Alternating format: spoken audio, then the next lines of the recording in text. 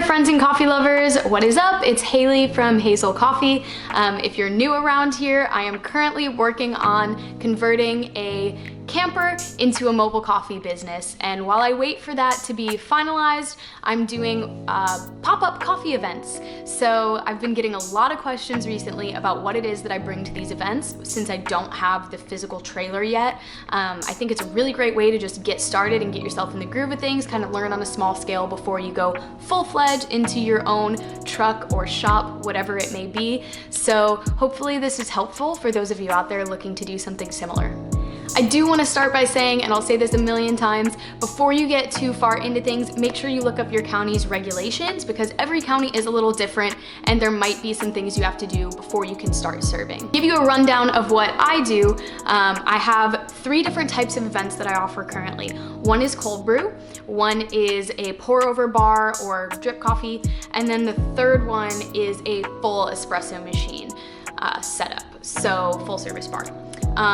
The things that I bring to each of these events do differ slightly. It also is based on location and what they have to offer, but I'm gonna walk you through these 3 events and the key things I bring, and hopefully I don't leave anything out. So let's get into it. All right, first up, this wagon has been an absolute saving grace for me, especially living in an apartment on the 2nd floor, taking the elevator down. I was carrying all this stuff one at a time, and eventually I was like, okay, I need to invest in one of these. And it has been the best decision, especially lugging it into events, most of which should have a ramp for handicap accessibility. So highly suggest checking one of these out. I will put the link for as many things as I can possibly find and remember down below. Yeah. This is number 1, the wagon. You can't tell now because there's a bunch of stuff in it, but there's just a little thing in the center that you pull up and the whole thing collapses in, making everything fit nice and easily in my little Ford Focus. So event type number 1 is cold brew events. This is how I started, and in my opinion, one of the easiest ways to start. You will want to note that in most counties, you will need a commercial kitchen to make your cold brew in. So definitely try to partner up with another local business, potentially your roaster, or look into shared kitchen spaces where you can make this happen safely and to code. So this is the number 1 big thing that I bring. This fits all my cold brew for most events. I do have some other smaller ones in case I want like a specialty flavored cold brew, but basically the cold brew just goes in here. That is something that you can just drop off, do a little self-serve action for a cheaper price, or if they want a barista at their event. I have brought this in the past and had a lot of different like syrup options or different specialty cold brew drinks, and then you can make it right there. With that being an aspect, you will want a small menu. I've had a lot of different variations of menus where I just write like the flavor options. So for this event, I had like vanilla mocha, hazelnut, and it can just be right there. You can make it, you can add their milk of choice, maybe make it fancy, froth some milk, do some fun creative things based on the theme of the event that you're going to. And then cold brew is still an easy event for you, an affordable event for your client, but still fun and unique to the event that you're going to. Other things you'll want for a cold brew event is obviously iced cups. Now, I tend to just get iced cups wherever I can find them cheapest. And then you'll have to find out if the place you are serving at has ice. A lot of places I go, they do have an ice machine, and so I just serve directly from there. If not, you will have to bring a cooler full of ice. So keep that in mind. Other than that, I just personally like to bring a bunch of decorations, like a cute little jar to keep straws in. You will need some mixing spoons for if you're making specialty drinks, and then cleaning supplies. Currently, as I'm filming this, it's fall, so I just went to the Target dollar section and I got some pumpkins that just make it feel more themed and cute, but I'm very into decor and really personalizing the event. You absolutely don't have to if you don't want to. I do typically bring to every event some type of tablecloth as well, just in case, and a little trash. a couple trash bags, and a plastic bag that I could throw my dirty towels in at the end of the day. I will typically bring a roll of stickers with me too, so that I can brand them, unless the place that I'm going has their own stickers that they want to use for the event. And my business cards in a business card holder, because you never know who is going to be there getting some cold brew and think that it's a great idea for their office or baby shower or whatever. Those are the key items that I bring for a cold brew bar. I will post some pictures as I go along of different setups I've had in the past, and you can always check them out on my Instagram as well. I try to keep active on there when I do have an event going on. All right, moving on to pour over or drip coffee events. I typically bring a couple Chemexes, and I also do have like a V60 pour over. I'll bring really as many as I can, and then when I arrive to the event, kind of get a feel for how many people or how high volume I think it's gonna be based on how many stations I actually want to set up. So this is obviously priority number one. You'll want a ton of your filters, and then enough like trash to be able to throw those filters away. I bring 2 scales with me. Usually that's enough to be able to keep going through, making sure everything is timed up correctly and that I am getting the amount right. For this, you will obviously need beans from the roaster of your choice, local roaster. Bring these with me. If you don't have a grinder, if you are just starting out and you absolutely don't have a grinder, you can pre-grind your coffee the day of the event. But if you do have a grinder, bring that along with you as well. Now for that, I've got this little goodie bag of cups. Again, that's a question that you will want to ask the person hosting the event if they would like to provide branded cups, or if they want stickers for you to put on the cups, anything like that, or if you are just responsible for bringing your own cups. Those can look like whatever you want. This is another option where you could bring syrups if you'd like to offer a couple specialty items, like a poor man's mocha type deal. And then I always like to have a milk option and a milk alternative option. For most events that I do, you really only need one. I'll bring whole milk and oat milk to every event. Everybody at the event should be able to find something between whole milk and oat milk that they want, or they can just have it black. All right, so obviously in a pour over situation, you do need hot water. I got this guy right here, a kettle to heat it up, and then I pour this kettle into a gooseneck kettle so that I can get a nice pour over, but this one is always heating up water. I'll pour it into that, make my pour overs, and then just continue on. But I always keep this one filled with water so that it can boil. There are a lot of different variations. I got one that was relatively affordable while I was starting out, but you can definitely get into more high-end kettles if you would like. My grandma made these. They're just little like hot pads, and I like to have these just in case I need somewhere to set like my pour overs, or if I've got something that's a little hot to the touch, these are ready to go. So having a kettle such as this one, I find it's important to always be prepared. Bring extension cords with you because you just don't know what your setup is gonna look like. So I always try to bring those just to be extra safe. I have so many different menu options that I just kind of play around with and take out for different events. So here's an example of one, and then I'll bring like markers to write on this, clear it, and do what I please. But normally I bring a couple different menu options and then just see what fits the mood that I'm going for that day. That's just a personal preference. And then again, I bring my cleaning supplies, have my wagon. For this, you will wanna make sure you have access to water. If you don't, you can bring a 5-gallon jug of water with you in order to fill your kettle as you go. But that's something that you'll definitely want to know and keep into consideration. Another thing I bring just in case events start to get a little bit more high volume or there are a lot of people coming up at once. Also, I don't want to waste coffee. So if I make a pour over, like a big one in my Chemex, and I've got like maybe 2 coffees worth left over in there, I like to bring this with me, and I will just pour the coffee in here so that it stays nice and hot for the next person. That way the next person who comes up isn't getting some cold coffee that's been sitting there for a little while. So this is just kind of my backup plan in case, so people get served faster and nobody's waiting around, and so that I'm not wasting coffee because it gets cold. So this has been super helpful as well.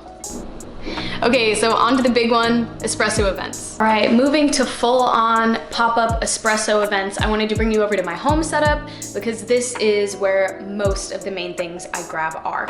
Obviously, you will need your espresso machine. I've been loving this one so far. It's been holding up really well for the types of events I'm doing. Definitely smaller scale events are gonna be what you'll want if you are using this machine.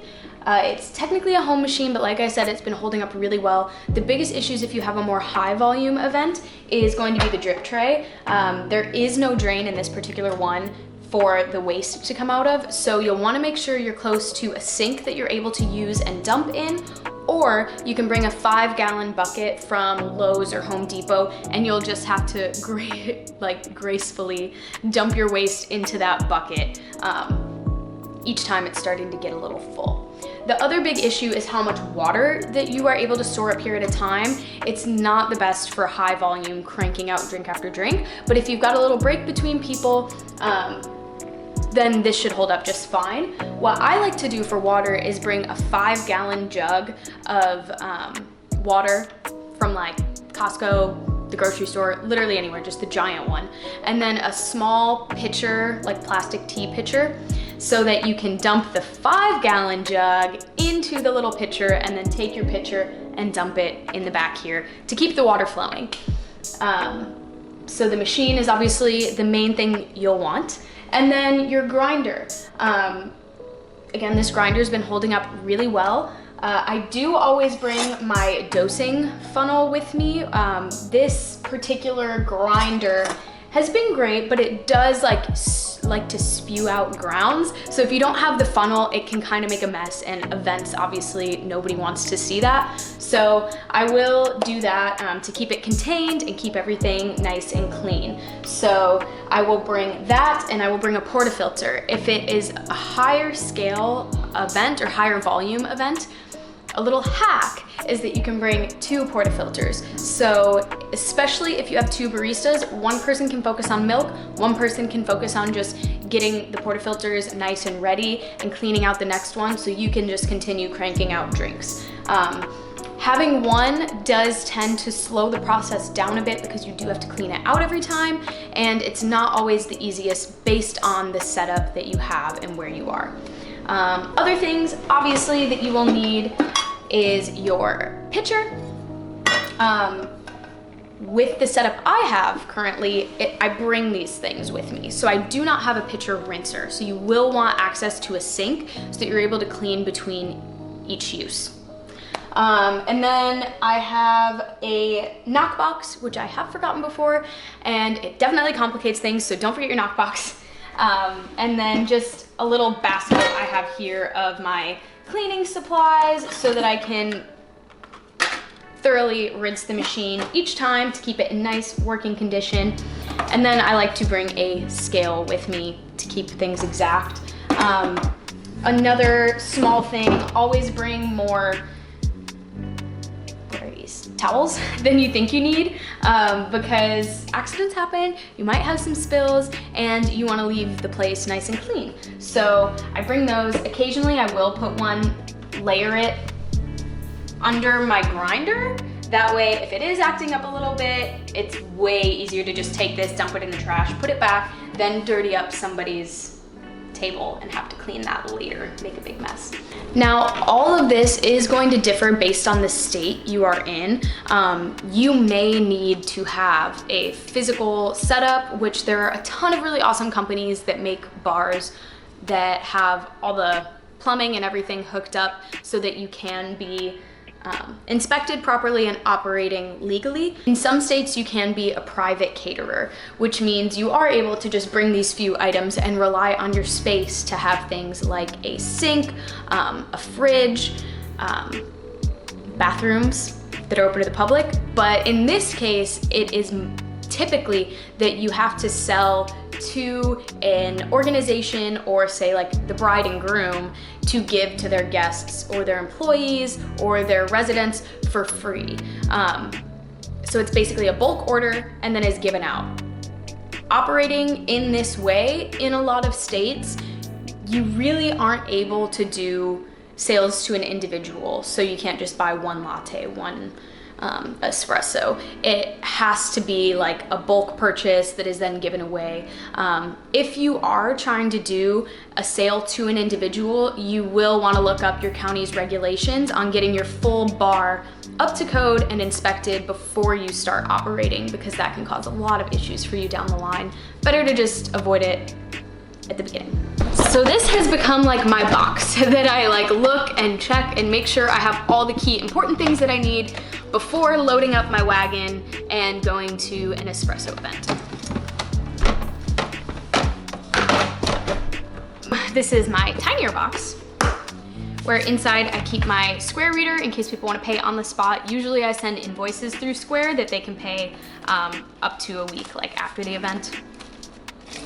I have my little roll of stickers, my business cards. I always bring these markers that are like chalk and glass markers. So those come in handy as I'm making my menu. Little thing, hand sanitizer. Thanks 2020. And then I have a tamper that I keep in here exclusively for events so that I never forget my tamper in case I forget to bring the one that I have at home. So that's like this tiny little box that I just like keep stocked. Usually I'll have a Sharpie in here too, just in case there are a couple people ordering at one time. Again, most of my events are like pretty low scale, pretty staggered out, so I'm usually able to remember, but if you get somebody that's ordering like 2 or 3 drinks, you can put little markings on there so that they're able to remember what flavor goes where. To these bigger espresso events, I personally like to offer 3 specialty drinks. So normally I'll bring 3 syrups. Some of the most popular for me have been mocha, lavender, vanilla, pumpkin spice in the fall, hazelnut. So I just kind of rotate. Sometimes I'll ask what they prefer. Sometimes I'll provide the syrups, and then I just write them on a little menu, bring them to the event. That way people can really get whatever they want, bringing a coffee shop to you. I've said this before, but I also bring whole milk and oat milk to all of my events. That's probably the hardest part, is in the beginning trying to gauge how many gallons of each type of milk, because usually certain events, either everybody wants whole milk or everybody wants oat milk, so you kind of have to get a feel for it and ride that line. And you will get the hang of it as you go. And lots of different menus that I bring to each event.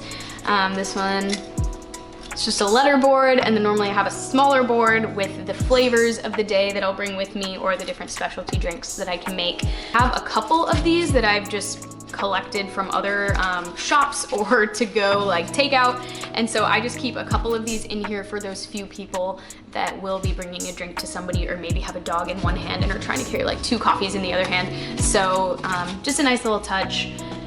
I rarely get people to ask for decaf. I don't typically bring decaf with me, so I will bring a decaf tea of some type and offer to make them like a London fog situation, or in this case, like my mint fog is what I like to go with.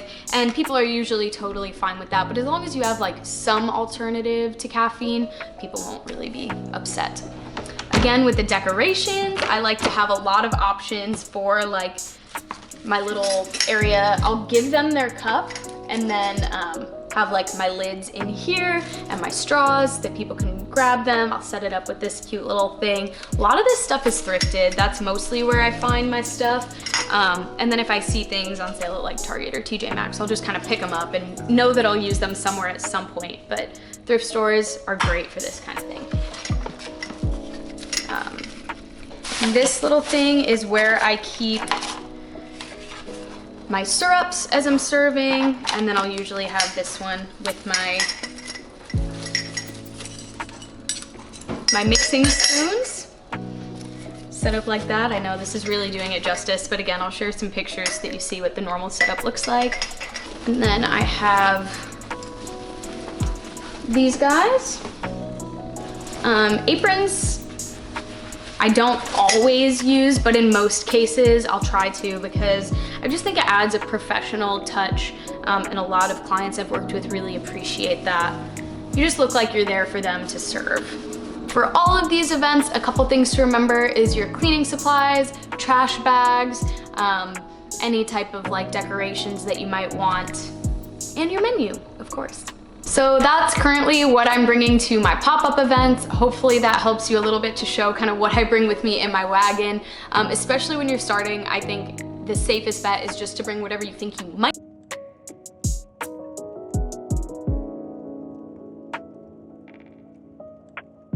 And then as you do events, you can kind of like eliminate from there. With each event you do, you'll learn more, you'll become more efficient, and you'll make your setup, I'm sure, look more professional as time goes on. It's been really fun to watch how it's grown so far. Some events, you might need to provide your own table, provide your own ice, provide your own water, things like that. So just make sure you're asking as many questions as you possibly can before you step into a space. That way you always have what you need in order to serve. If you are looking to do full espresso events with a full-blown cart, there are a lot of great companies out there that can build them for you if you don't feel comfortable doing it yourself. So I highly recommend looking into those. If you know that pop-ups are going to be something you're doing for a while before you settle into your shop or a truck, or if you just want to go fully mobile, there's some really great collapsible stands that you can bring with you that'll make your life a heck of a lot easier and just look really, really polished and professional. So yeah, be on the lookout for those. I can share some of my favorites in the description. As always, feel free to ask questions, leave them down below. If there's anything you're curious about, any videos you'd like to see, I'm more than happy to help out however I can. And if this has helped you in any way, please subscribe. It helps me a ton, and I can continue to make all this awesome stuff and share what I've learned. Thanks for being here. Thanks for watching. Hope it helped, and I'll see you next time.